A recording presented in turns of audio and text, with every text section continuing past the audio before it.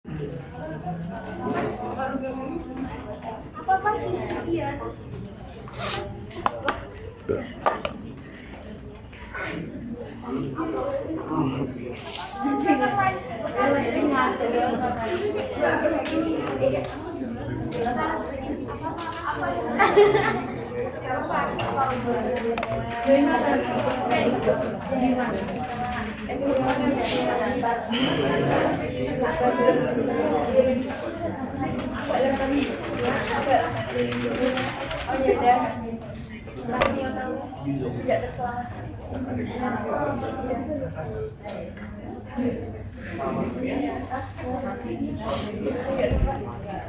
Sudah siap 5 materi renang function test. Kita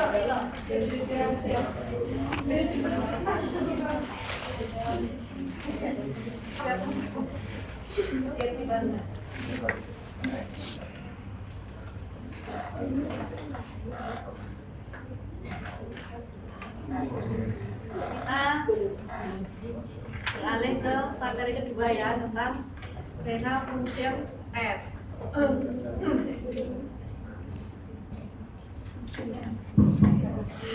Renal function test. Tes. Ini mestinya kalian ketika mau belajar materi tentang apapun ya, materi apapun pasti kan kalau etis kan ya harus paling membekali diri baca sedikit lah tentang organ-organ yang terkait tentang materi itu. Hari ini kan kita belajar tentang pemeriksaan urin sederhana, berarti kaitannya dengan saluran ureter. Ya mestinya harus baca sedikit tentang apa tuh anatominya bagaimana, fisiologinya, ya. Nanti baca lagi ya di rumah ya. Jadi sebelum kita meninjau pemeriksaan tes fungsi ginjal, paling nggak kita harus sedikit melihat bagaimana sih ginjal itu. Bukan ginjal ya, ginjal. Renal, jangan ginjal, renal. Ya, renal ini bagian penampang kalau diiris melintang ya. Jadi ada namanya nefron, ya. Renal itu ada dua ya, kanan dan kiri ya. Letaknya di mana? Di belakang.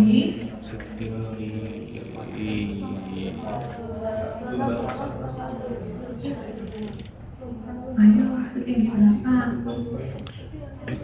Renal tuh di belakang hepar. Renal tuh di belakangnya organ apa?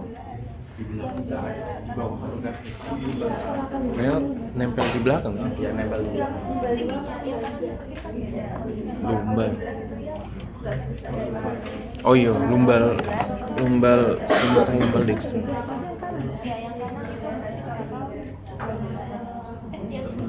Baca ya nanti ya anatominya ya. Jadi di dalam renal itu ada namanya kapsul ya, ada namanya medula, ada namanya cortex, pelvis ya.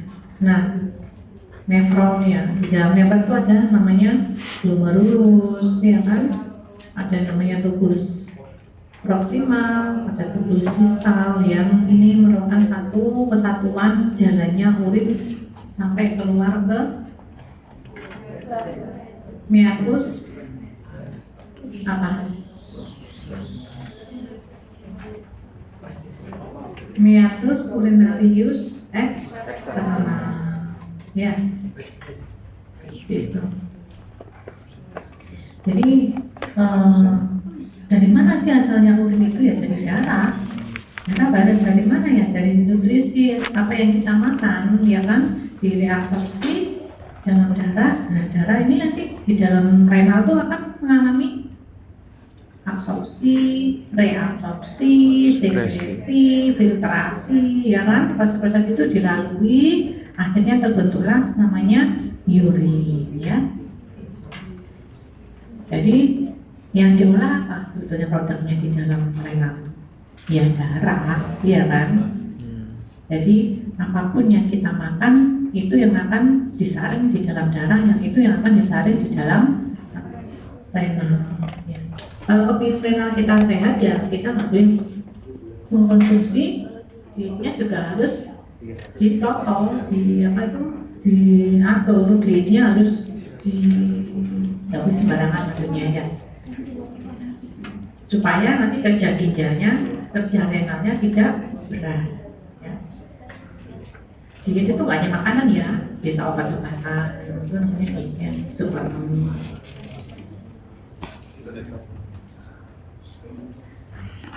Nefron, glomerulus dan tubulus ya. Tadi sudah ya, darah difiltrasi di mana? Di glomerulus, kok setelah itu tulisannya glomerulus untuk menghasilkan urin. Kemudian reabsorpsi substansi penting mengalami pemekatan di dalam tubulus dan angsa Henle. Kemudian mengalir ke tubulus kolektifus, kemudian meninggalkan nefronnya. Nanti dibaca ya anatominya ya, fisiologi terbentuknya ini ya. Fungsi ginjal, kok ginjal?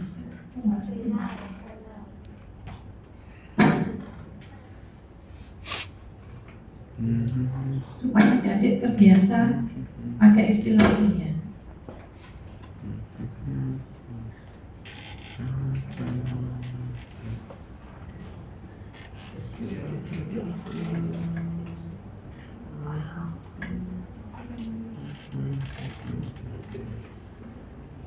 Fungsi renal yaitu salah satunya membuang sampah nitrogen.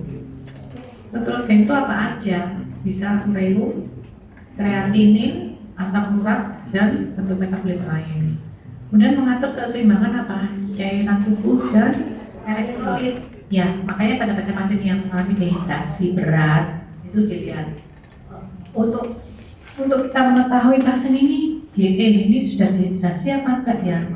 Mereka lihat produksi urin ditanya, Bu, sehari kencingnya sering apa enggak? Sehari ini kok bisa kencing 5 kali, cuma sekali ya dok, itu harus waspada. Berarti orang ini sudah jatuh mengarah ke dehidrasi karena produksi urinnya sudah menurun ya.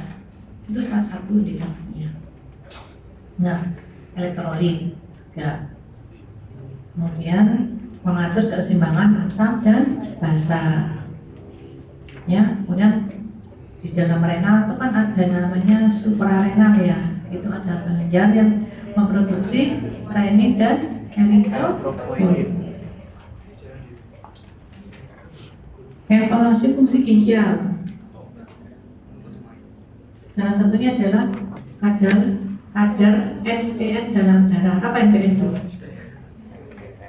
Non protein nitrogen. Apa aja tadi itu? Ada asam urea, kreatin ini. Kemudian GFR dari nefron. Laju. Apa GFR itu singkatannya? Laju. Kemudian kemampuan sekresi dari bahan endokrin dan eksogen. Yang keempat, kemampuan reabsorpsi air dan elektrolit, menunjukkan manifestasi kemampuan mengkonsentrasi dari urin. Ya. Fungsi ginjal yaitu bisa jadi filtrasi glomerulus, kemudian ada yang namanya laju filtrasi glomerulus atau GFR. Gimana cara mengukurnya GFR? Melalui clearance kreatinin. Nilai clearance kreatinin sama dengan nilai GFR. Nah, kadar NPN dalam serum non protein nitrogen ya, kalau dia meningkat di dalam serum atau darah, berarti itu GFR-nya akan turun ya. Jadi sebelum kita GFR itu kan biasanya kan juga agak ini ya, agak rumit ya GFR itu. Makanya klinisi itu mintanya biasanya meriksa NPM, ya, non proteinurgennya diperiksa. Kalau itu meningkat, berarti pasti ada penurunan GFR. Kalau ada penurunan GFR, pasti ada penurunan fungsi di jantung atau renal. Ya. NPM merupakan hasil katabolisme protein dan asam nukleat. Kreatin, bentuknya apa? Kreatinin, urea, asam urat. Jadi makanya kalau kadar kreatin yang di dalam darah meningkat, hati-hati, berarti sudah ada penurunan fungsi dari renal atau asam urat pada pasien-pasien dengan gagal ginjal kronis atau chronic renal function, itu biasanya kadar ureanya akan meningkat di dalam darah, ya. Dan juga selain asam urat, dirasakan apa? Tadi kan salah satu fungsi dari renal tadi kan mengatur keseimbangan elektrolit kan. Kalau itu apa aja, bisa kalium, natrium dan sebagainya, ya.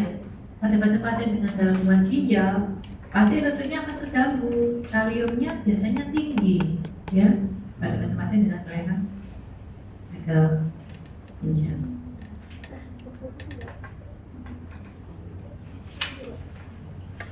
Pemeriksaan kreatinin dan urea sebagai fungsi renal. Fungsi ginjal yang menurun, kreatinin itu akan meningkat, urea itu akan meningkat, dan NPM lainnya juga akan ikut meningkat. Ya, nilai normalnya berapa? Nilai normal ini kan nanti kreatinin serum itu tergantung apa itu jenis kelamin ya, wanita dan laki-laki. 0,6 sampai 1,3. Kalau laki-laki itu nggak salah 0,9 sampai 1,8, ya kalau laki-laki. Urea serum nilai normalnya 20 sampai 30 mg per desiliter. Ya. Kalau ini meningkat, pasti kita berpikir pasti ada gangguan di fungsi ginjalnya atau renalnya, ya.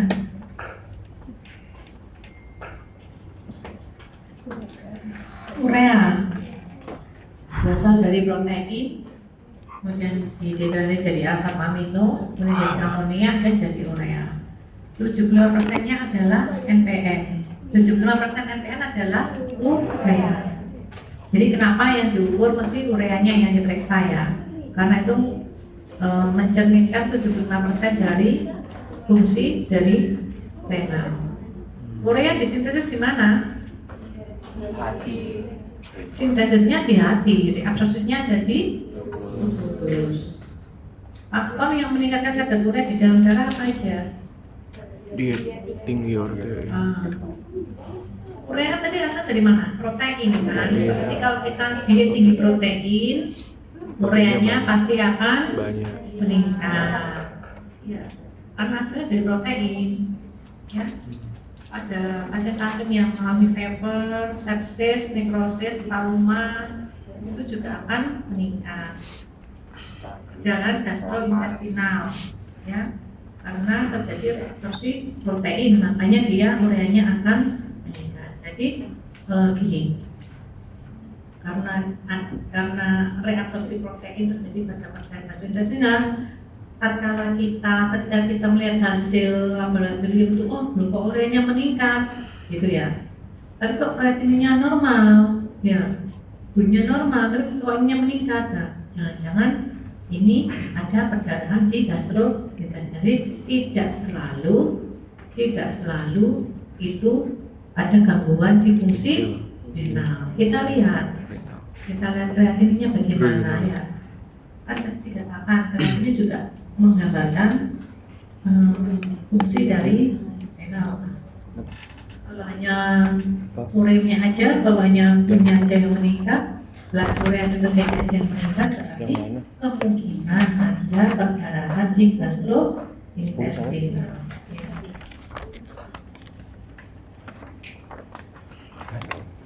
Nanti cari PR-nya ya, faktor-faktor yang menurunkan kadar urea dalam darah apa aja, ya. Pemeriksaan kreatinin. Selain tadi urea, pemeriksaan urea, DRL kita juga periksa kreatinin, ya. Kreatinin adalah hasil pembentukan dari keratin fosfat, terutama terdapat di dalam otot. Nah, harus berpikir lagi nih, karena dia terutama di dalam otot. Kalau ada hasil kreatin yang meningkat, jangan ujuk-ujuk langsung berpikir ini ada kelainan fungsi ginjal. Enggak, ya, karena dia juga ada di dalam otot. Pada pasien-pasien dengan massa otot yang besar, pasti kreatinnya akan lebih tinggi dibandingkan pasien yang massa ototnya yang rendah, ya. Atau pada kelainan hipertrofi otot jantung, ya. Karena kan kreatin sudah diproduksi di otot kan. Jadi pada pasien-pasien dengan hipertrofi otot jantung itu kreatinnya juga akan ikut meningkat. Kreatinin dibentuk secara konstan dan produksi kreatinin sebanding dengan massa otot. Yang tadi saya bilang tadi ya, massa otot ya. Yang diperiksa apa kalau kreatinin? Serum atau plasma? Ya. Jadi kreatinin bisa di dalam urin, bisa diperiksa di dalam darah. Ya. Pemeriksaan kreatinin serum untuk menilai derajat dan fungsi ginjal. Sedangkan pemeriksaan kreatinin urin terutama untuk mengkoreksi status hidrasi yang dapat mempengaruhi pemeriksaan kadar albumin atau protein urin. Ya. Jadi pemeriksaan kreatinin banyak sekali yang faktor-faktor yang mempengaruhi ya.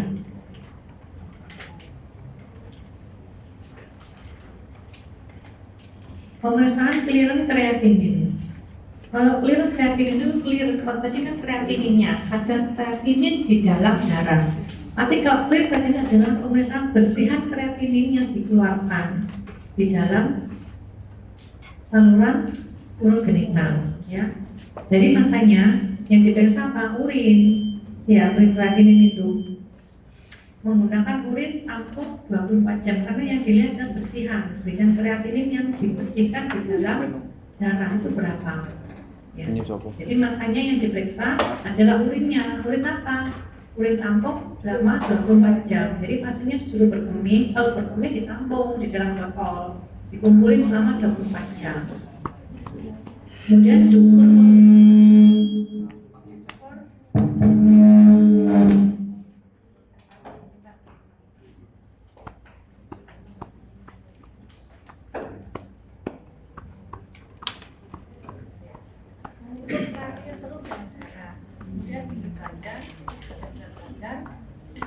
luas permukaan tubuh.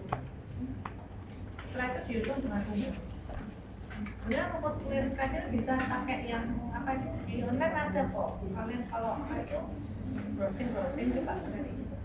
Menghitung clear kreatin yang masukkan ini nanti dibaca, berat badan, umur dan lainnya ya. Kalau kita hitung manual pakai rumus clear kreatin ini ya. Ya, dalam kadar kreatinin 24 jam, yang P itu kadar kreatinin. Jadi kalau pakai rumus ini kita harus ukur kreatinin rutin 24 jam berapa, kemudian kreatinin sebelumnya juga harus diukur, meter dan ya, kemudian volume urin per menit, terus plus permukaan tubuh. Harus kita hitung melalui rumus. Nah, biasanya kita sudah ada aplikasinya, ya, BFR itu. Ya, biasanya ada BFR itu kan keluar, itu tinggal masukkan juga.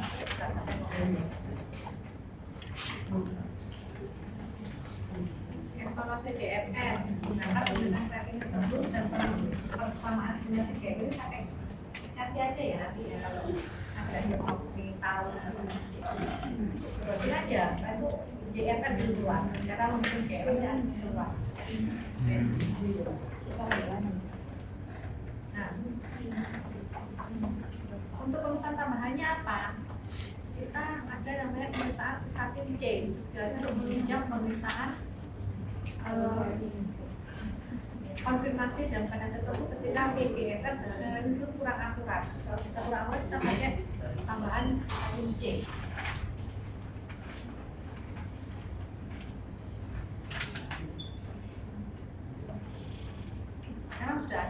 hasilnya ya.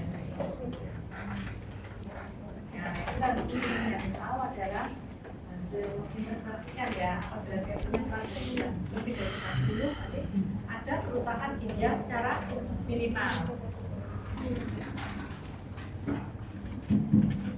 Kalau BR-nya 60 sampai 89 ada kerusakan ginjal ringan. BR 30 sampai 59 terjadi kerusakan ginjal sedang. Ya. Berat apabila BR-nya 15 sampai 20. Nah, dikatakan instik berarti kan sudah status akhir ya, sudah nggak bisa bekerja, nggak bisa, sudah rusak full. Itu ketika BR-nya kurang dari 15. Tapi jangan lupa manusia itu bisa hidup dengan satu ginjal saja. Makanya Tuhan itu ngasih kita 2 ginjal suci. Ketika ada kerusakan satu ginjal masih ada satu. Maksudnya dijual. Iya, sekarang marak kan ya? Iya.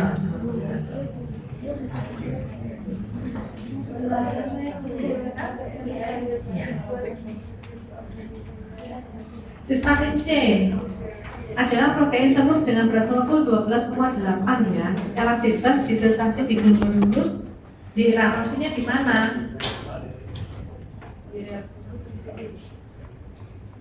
Ya, sesuai dengan fungsinya ya. Dan secara lengkap dikatagorisasi oleh tubulus ginjal. Sistatin C diproduksi oleh semua sel berinti dan berperan sebagai penghambat sistein protease. Jika penilaian DFR memerlukan konfirmasi karena kondisinya mempengaruhi serum kreatinin, misal kelainan massa otot. Karena kan di tadi kan hitung kreatinin serum juga toh, kreatinin serum dihitung, kreatinin urin dihitung, ya kan? Nah, pada kreatinin tadi kan sangat dipengaruhi oleh massa otot, ya. Nah, itu baru, padahal hasilnya tidak valid kan, kurang bisa dipercaya. Jadi kita harus pakai tambahan, pakai sistatin C, ya.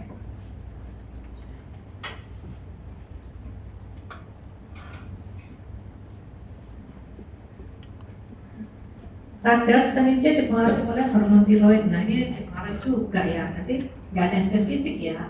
DFR dan sistatin C ya. Dipengaruhi oleh hormon tiroid, obesitas, metabolik sindrom dan lain-lain. Pengukuran kadar sistatin C awalnya dilakukan dengan metode imunodifusi. Oh ini misalnya saya.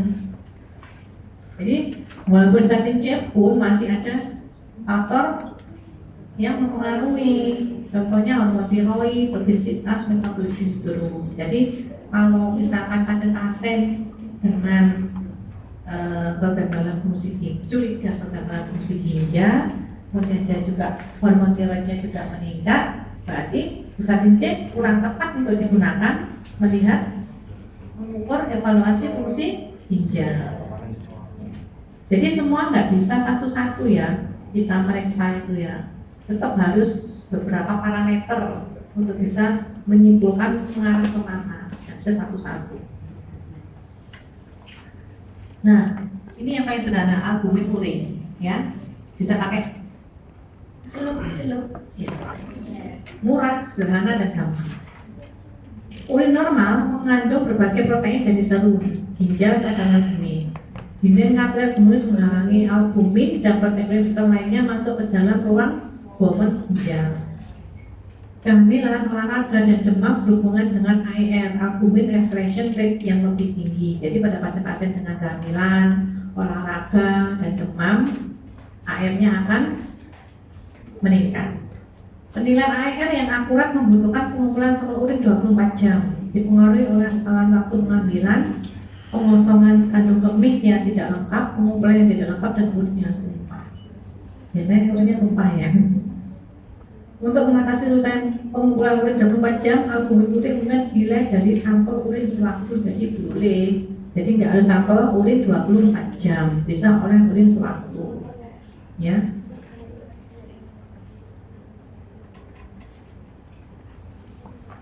Nah, untuk kan albumin urin juga banyak nih faktor juga kan ya. Jadi sekarang yang paling baru, metode baru dan pemeriksaan yang paling baru diyakini lebih bagus dari yang tadi disebutkan itu pakai ACR, albumin creatinine ratio.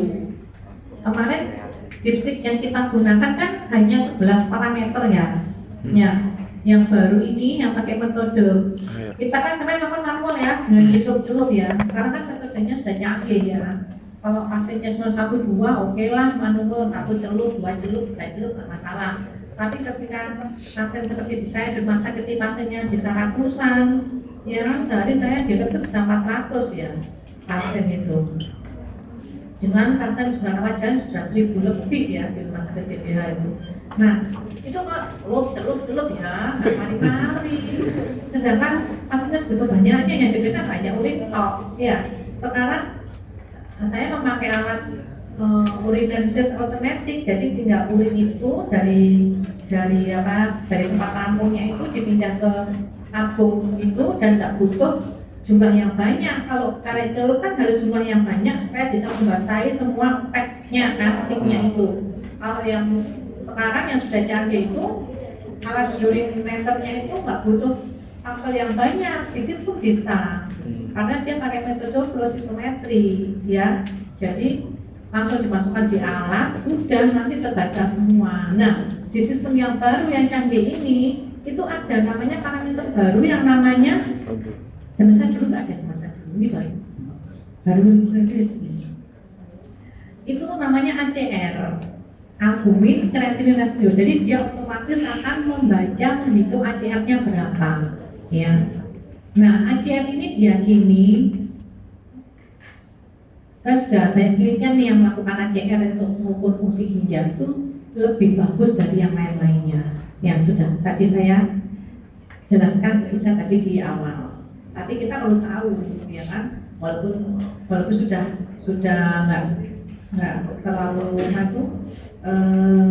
nggak terlalu jitu untuk melihat mengevaluasi fungsi ginjal. Tapi masih tetap dipakai gitu loh, karena apa? Murah kan gitu.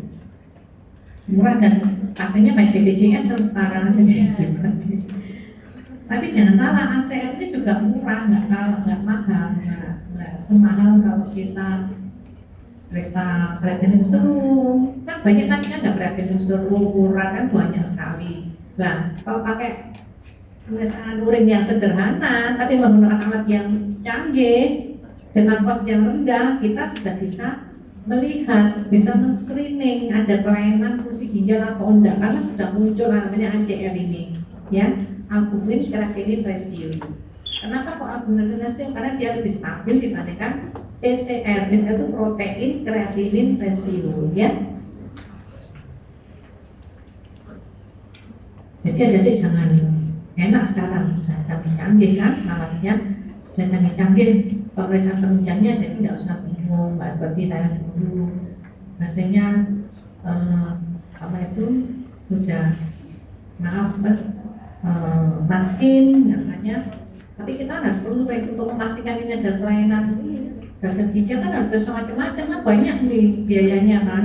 Kalau sekarang dari urin aja sudah bisa merapuk, ACR-nya meningkat, asli ini ada kelainan. Nanti tinggal pastikan pakai USG ya. Tidak perlu macam-macam. Ini terbaru ya. Ini menurut Kidney Disease Improving Global Outcome ya, ini menggunakan pengukuran bisa testing protein urin ya. Ini ya, ini dari penelitian-penelitian yang ada ya.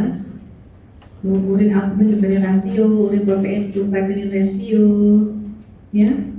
Nah ini reagen stripnya yang kemarin itu sama ya, reagennya tetap sama seperti kayak kemarin, cuman dia ada pembacaan secara kuantitatif. Kalau kita kualitatif ya, kalau ini kan setelah dicelupkan itu nanti dia dibaca pakai alat itu dikuantitatifkan, nanti akan terbaca albumin creatinine ratio ya, secara otomatis.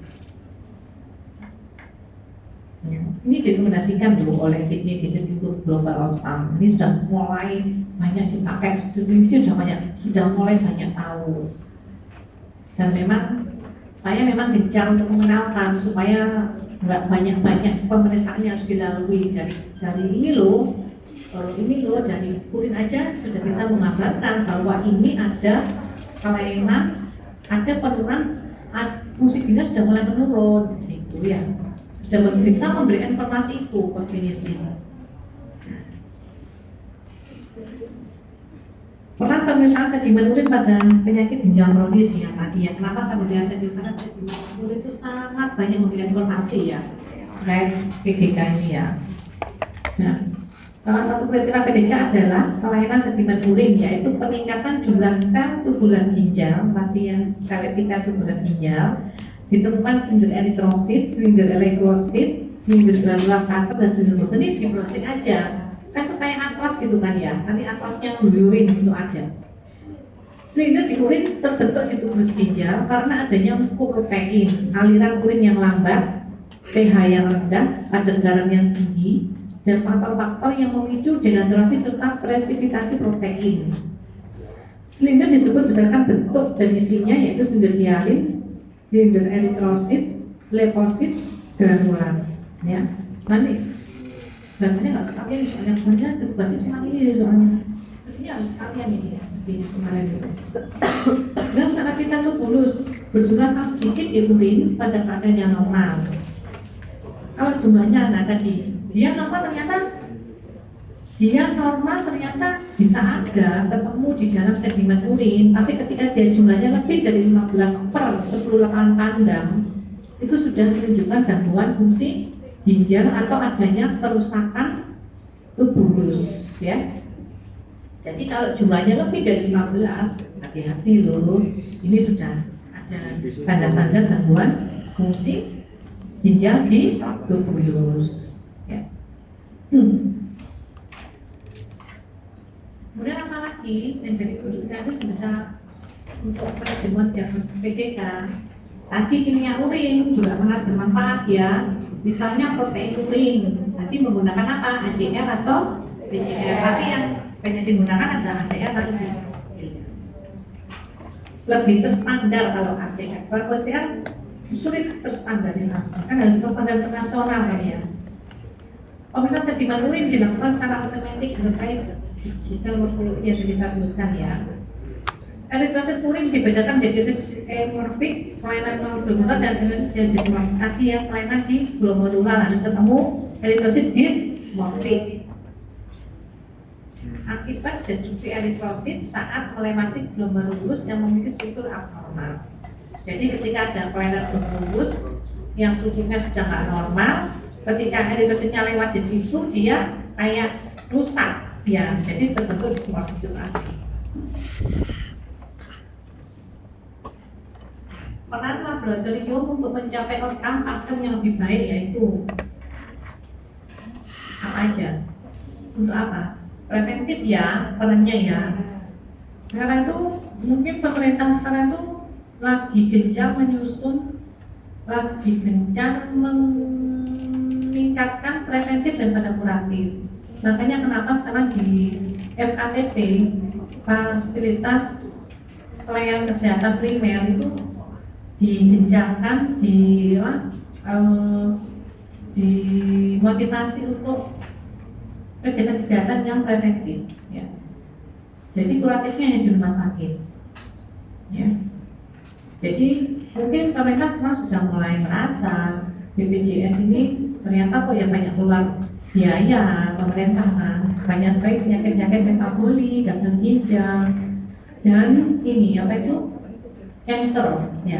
Makanya sekarang pemerintah sekarang gencar sekali untuk menggiatkan kegiatan-kegiatan preventif. Makanya ada kayak kegiatan di puskesmas itu sama posyandu itu ada kegiatan namanya prolaris ya. Jadi pemeriksaan gula darah ya. Di setiap bulan ini untuk lansia, untuk apa itu warga yang menjadi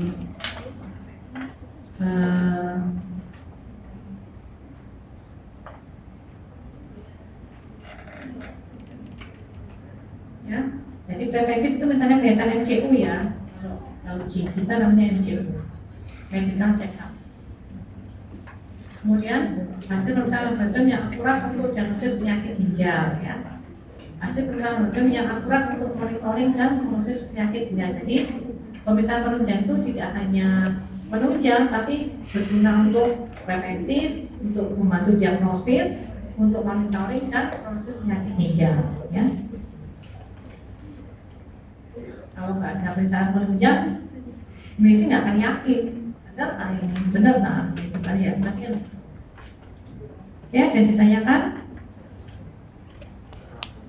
sudah selesai nih kayaknya.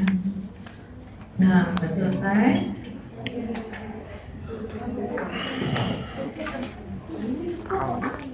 Oh, bisa ketiduran tuh gitu berapa? Capek Biasa sih. 11 aku tidur. harus tuntas materi. Oh, besok ini materinya tentang iya, berarti kan harus tahu paling nggak harus tahu anatominya. Kalau misalkan belajar tentang apa itu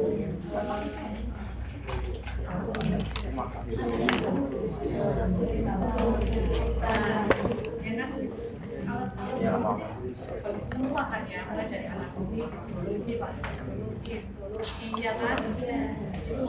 Nah, pakai belum, kan harus baca semua gitu. Coba saya coba kan jadi kan khusus buat semesternya. dia macam-macam kalau main. Makanya Mati. sampai sekarang masih ingat kalau belajarnya kan panjang sekian semester yang kan incit-incit gitu tapi dasarnya bikinnya Tanya loh. di paketan di masalah kan belajarnya paketan ya jadi gini apa itu adik-adik harus membekali diri sendiri gitu loh walaupun gejala kuliah kan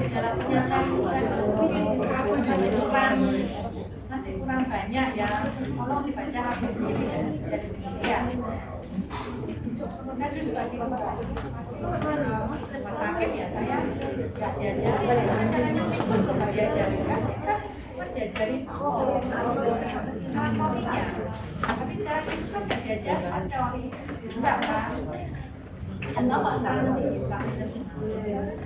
kita diajari nggak belajarnya pada waktu kita di klinis di kasar klinis belajar di sana kan nggak ada yang nyuruh saya dosennya nggak kamu mungkin nyuruh kamu enggak cuma saya ngajarkan ya kamu belajar lah dan kadang ke perawat di rumah sakit baik-baik dan perawat itu nggak mungkin ngajar itu kan sudah sudah etik banget ya maksudnya ribuan sehari mungkin lah ya jadi perawat di rumah sakit ya caranya gimana caranya apa buka gimana caranya penting gimana ya belajar ya Dik ya oke Anatomi.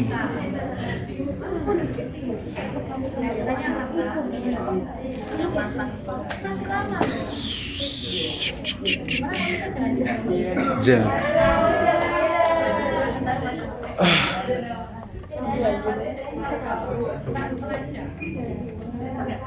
Iya,